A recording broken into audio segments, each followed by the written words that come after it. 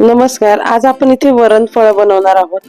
आता या डिशला प्रत्येकाचं वेगळं वेगळं नाव आहे. काही ठिकाणी चकुल्या म्हणतात, तर काही ठिकाणी डाळ ढोकली सुद्धा म्हणतात. मी तरी लहानपणापासून चकुल्या या नावानेच ओळखत आलेली आहे या डिशला आणि खात सुद्धा आलेली आहे. आणि या चकुल्या बनवण्याची पद्धत सुद्धा प्रत्येकाची वेगळी वेगळी असते. आज आपण अगदी सोप्या पद्धतीने आणि कमीत कमी साहित्यात या चकुल्या बनवणार आहोत. या डाळीला आंबटपणा येण्यासाठी चिंच भिजत घातलेली आहे. इथे मी अर्धी वाटी तुरीची डाळ आणि अर्धी वाटी मुगाची डाळ अशी समप्रमाणात घेऊन स्वच्छ धुवून घेतलेली आहे आणि त्यामध्ये डाळ शिजण्या इतकं पाणी घातलेलं आहे. एक मोठा आकाराचा टोमॅटो बारीक कट करून या डाळीत घातलाय. थोडीशी हळद घातली आणि थोडंसं तेल घातलेलं आहे. आता कुकरमध्ये ही डाळ 3 ते 4 शिट्ट्यांमध्ये छान शिजवून घेऊया. डाळ शिजेपर्यंत इथे आपण पीठ मळून घेऊया. इथे 4 वाट्या मी गव्हाचं पीठ घेतलंय. त्यामध्ये थोडीशी हळद घातलीये, मिरची पावडर घातली अर्धा चमचा, 1 चमचा म्हणजे हा छोटा चमचा आहे, तुम्ही पाहू शकताय. हा 1 चमचा आपण जिरे पावडर घातलेली आहे. मीठ घालायचंय चवीनुसार.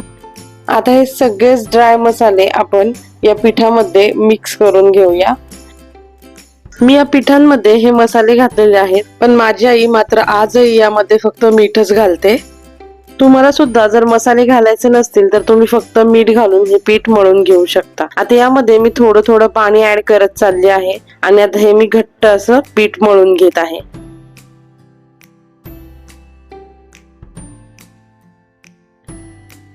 पीठ मळून झालेलं आहे. आता 10 ते 15 मिनिटांसाठी आपण याला झाकून ठेवूया. आता डाळीला फोडणी द्यायची आहे म्हणून इथे मी 3 चमचे तेल घेतलेलं आहे. तेल गरम झालं की यामध्ये आपण घालूया अर्धा चमचा मोहरी. मोहरी छान फुलली की मग लगेचच यामध्ये आपण अर्धा चमचा जिरं घातलेलं आहे. 3 ते 4 लाल सुक्या मिरच्या घातलेल्या आहेत. त्या छान फुलू द्यायच्यात आणि मगच यामध्ये आपण कांदा घालणार आहोत. कांदा घातला की लगेचच लसूण घालायचा आहे. हा लसूण ठेचून घेतला आहे. कढीपत्त्याची पानं घातली. आता कांदा छान परतून घेऊया. कांदा परतत आला की यामध्ये लगेचच घालायची आपण थोडीशी हळद,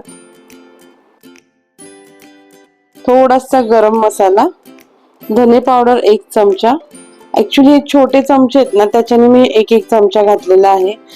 गरम मसाला सुद्धा आणि धने पावडर सुद्धा. घरगुती मसाला घातलाय 2 चमचे आणि हा सांबार मसाला घेतलेला आहे. हा पूर्ण 1 चमचा आपण घेतलेला आहे.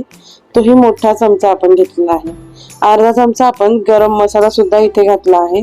आता हे सगळे मसाले आपण व्यवस्थित परतून घ्यायचे. यामध्ये सांबार मसाला नक्की घाला, कारण सांबार मसाल्यानेच याला चव छान येते.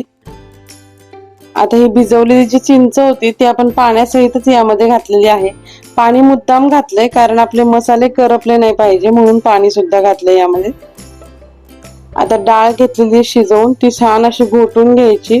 त्यातले टोमॅटो सुद्धा सगळे मोडून घ्यायचे आणि ही डाळ घालायची यामध्ये. सगळी डाळ मिक्स करून घेऊया या फोडणीमध्ये. आता ही जी वरणफळ आहे ना, याला शिजायला पाणी लागतं आणि डाळ सुद्धा आपल्याला पातळ पाहिजे. ही अशी जी घट्ट दिसतीये, यामध्ये जर तुम्ही ती चपातीचे जर तुकडे सोडले ना तर मग ते खूप असं घट्ट होईल. त्यामुळे याला आपण पातळ करून घ्यायचंय म्हणून मी यामध्ये पाणी घातलेलं आहे. पातळ अशी डाळ करून घ्यायची आपल्याला. ही चवीनुसार मीठ घालायचंय. मीठ मिक्स करून या डाळीला छान उकळी काढून घ्यायची.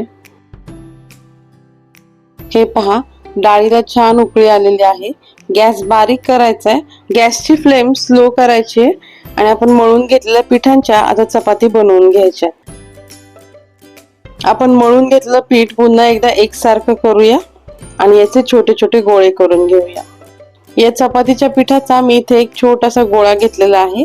तो एकसारखा करायचा आहे आणि याला आता लाटून घ्यायचंय. आपण जी नॉर्मल चपाती लाटतो ना तशीच आपण चपाती लाटून घेणार आहोत. फक्त एवढंच आहे की याला घडी वगैरे घालायची काही गरज नसते. डायरेक्ट लाटली तरी चालणार आहे. तर मी इथे डायरेक्टच लाटून घेते. सगळ्यात आधी पोलपट आणि त्या लाटण्याला मी आधी तेल लावून घेतलंय, कारण आपल्याला याला पीठ नाही लावायचंय. तेलावरच ही चपाती आपण लाटून घ्यायची. हे पीठ घट्ट असतं ना, त्यामुळे ते जास्त चिटकत नाही. तेल लावलं थोडंसं की होऊन जातं. हे पहा, चपाती लाटून झालेली आहे. आता याला सुरीच्या साह्याने या अशा आपण लाईन मारून घ्यायच्या. ज्या प्रकारे आपण कापण्या करतो, शंकरपाळी करतो ना, तसंच शंकरपाळी छोटी करतो आणि कापण्या पण थोड्या मोठ्या असतात, पण ही चपातीचे तुकडे थोडे जास्त मोठे करायचे। हे पहा, या प्रकारे तुम्ही हे असे कट करून घ्या आणि हे एकदाच करून सगळे एका प्लेट मध्ये काढून ठेवलं तरी चालणार आहे। हे पहा, अगदी पातळ लाटून घेतलेले आहेत। पातळ लाटल्या की या पटकन शिजतात। हे असे सगळं मी कट करून घेतले। आता उकळी आलेल्या या वरणामध्ये किंवा आमटीमध्ये, काही म्हणू शकता तुम्ही, यामध्ये आपण हे सोडून घ्यायचंय। ही खरं तर आमटीच आहे, याला वरणफळ म्हटलं जातं, म्हणून मी तुम्हाला वरणफळ बोलले। खरं तर ही आमटीच झाली, कारण यामध्ये आपण मसाले घातलेले आहेत। वरणामध्ये सुद्धा करतात, फक्त त्यामध्ये मसाले घातले जात नाहीत। त्यामध्ये मिरचीची फोडणी दिली जाते, लसूणची फोडणी दिली जाते आणि टोमॅटो वगैरे हे सगळं घातलं जातं यामध्ये। कांदा सुद्धा त्यामध्ये घातला जात नाही। पण मला वरण फळांपेक्षा हे आमटी मधली फळं जास्त आवडतात। यालाच मी वरण फळ म्हणते, यालाच चकुल्या सुद्धा म्हणते। तुम्ही याला काय म्हणता नक्की सांगा। आता 10 मिनिटांसाठी मी हे सगळं शिजवून घेतलेलं आहे आणि आता आपल्या चकुल्या तयार झालेल्या आहेत, म्हणजेच आपली वरणफळ दाल ढोकली तयार झालेली आहे। तुम्ही काही म्हणा, पण करून मात्र नक्की खा। आता याला मी सर्व करते छान असं आंबट कैरीच्या लोणच्या बरोबर। त्याच्या बरोबर ठेवलाय तळलेला उडदाचा पापड आणि कांदा आणि लिंबाची फोड सुद्धा ठेवलेली आहे। ही प्लेट पाहिली ना तर लहानपणीच्या आठवणीत जाग्या झाल्या। माझी आई सुद्धा सेम आम्हाला ही अशीच प्लेट भरून द्यायची।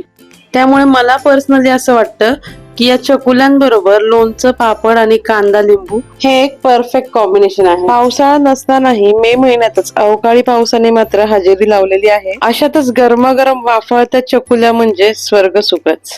नक्की ट्राय करा आणि चॅनल सबस्क्राईब करायला विसरू नका। धन्यवाद।